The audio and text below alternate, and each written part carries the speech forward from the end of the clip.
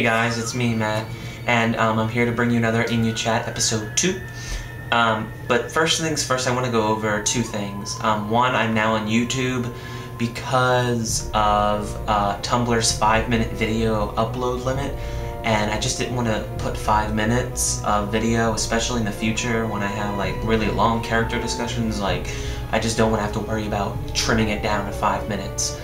Which brings me to my second thing. If my videos are too long for you, then you don't have to watch them. I don't expect all of my followers to, of course, but you know, they step aside from my asks and my pictures and my text posts and my music, and I give you a personal view from the owner and my love for InuYasha and some discussions that I can bring up with y'all and get your opinion and you involved and everything in it.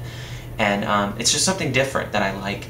And you know, if you're not that type of InuYasha fan and you know, you're just more about the pictures and stuff, then I totally understand that. Just keep scrolling down your dash and put me on pause right now.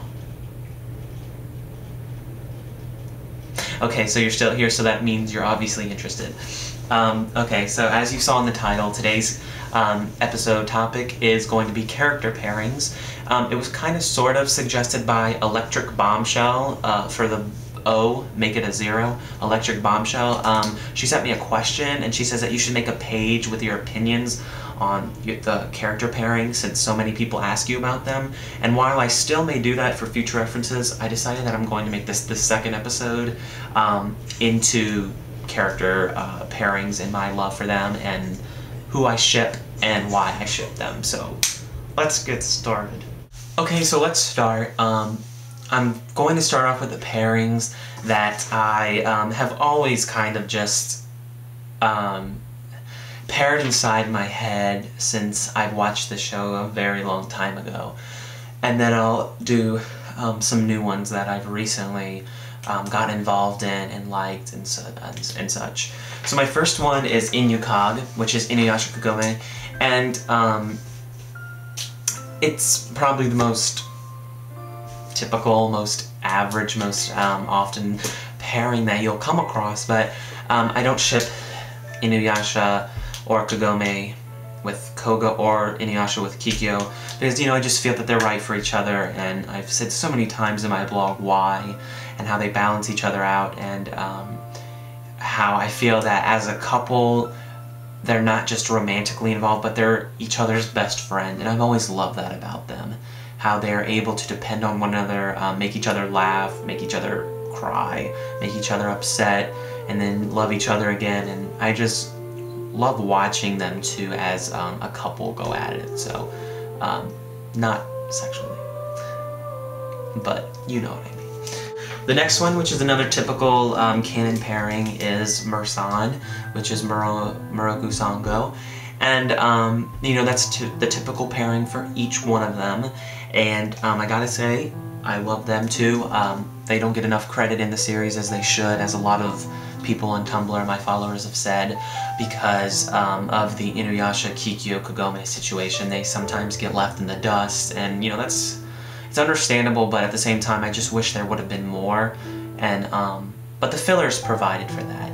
With episodes like Only You Sango, episode 78, that's filler, but I love that episode with all of my heart. It's like one of my favorite episodes. So, you know, that's good. The next one I have is Moroku Inu, or Inu Mur, which is Moroku InuYasha, and, you know, obviously I'm gay, and so there's going to be a lot of gay pairings up in his biatch.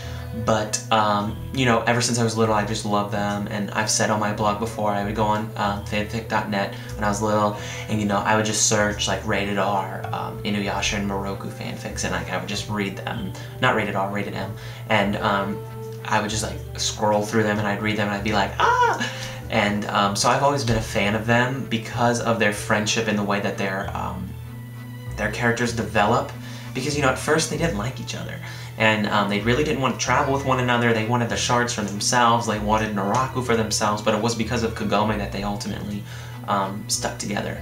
So it's a real treat for me to watch them both together because I just feel that they mix. And that, like, you know, writing a fanfic with InuYasha on the side, like, slipping out of Kagome's vision just to go with Moroku on a date would be, you know, totally acceptable and totally like valid, because that's just who they are as characters. Another one I support, of course, is Sesshomaru and Kagura, Seskag, and you know, I think they're like the most beautiful couple ever. But Sesshomaru and Kagura, they're just so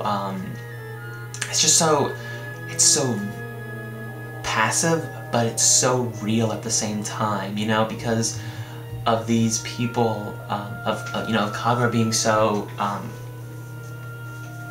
like just chained to Naraku, basically, that it's just so beautiful for her to see her long for someone, and it's so beautiful for Sesshomaru never to long for anybody, but to show up at her death and to love her, etc., etc.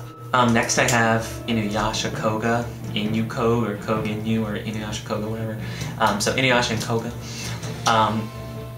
I admitted on Tumblr the other day that, you know, I sort of love them together, and that ever since I was little I've always been kind of interested in their relationship together, and it's because they hate each other so much, in the beginning mainly, that when they're drawn together I just like, it's like annoying the way that they talk to each other and their conversation and dialogue, of course, but I just like want them to just be like, you know, like, screw the rules, screw you being that and you being this, we love each other, and then they just, yeah.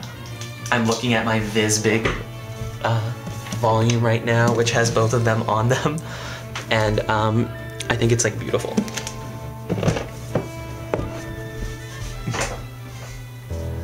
So yeah.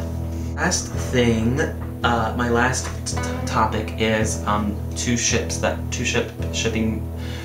I got into lately, and the first one is Narkeek, which is Naraku Kikyo, and it's thanks to a user, my friend Vixie. She like started this whole thing like on Tumblr. I don't know if she started it, but she just started posting Naraku Kikyo things. I'm not saying she's the first one, but you know, she started posting it, and I was like, what is this? Like, you know, this is interesting. So I started looking into it, and I was like, wait, you know, they might belong together. And I started thinking, like, yeah, you know, this could be like a dark romance, like a weird, like, twisted thing, because, you know, like, you know, Kikyo, I like to think, when she was taking care of Onigumo, is that she loved the attention, and she knew that Onigumo lusted after her, but she loved InuYasha, but she liked the attention from Onigumo. So I like thinking deep down inside that there was something there that was starting to spark between the two of them, even though he had burns and scars all over him. She was just a woman who was looking for any attention that she could find at the time. So anyway, she went to the... so by the time of the end of the series, you know, Naraku says that he loves Kikyo, and that, or he wanted Kikyo's heart, and that just ties their relationship all together. Like, it's just very dark, because like he wants to kill her, but it's like more of Naraku, but Onigumo still loved her, and it's just this beautiful, dark, twisted love that I just love. So yeah, shout out to Vixie. So now that I'm done my character pairings, I wanted to wrap things up and let you know that, you know, another InuChat will be coming up soon, and I wanted to know what your pairings were. So below in the answer thing, you know, type out what your OTP is, some of your favorite pairings, but also give me a pairing that like is so weird and bizarre that you can maybe see yourself kind of liking, you know? Like, I don't know, like, you might like Sango x Kagura. You know, you might see that lesbian action happen in your life sometime, in your fanfics. So yeah. So thanks for watching, guys, and I'll see you soon.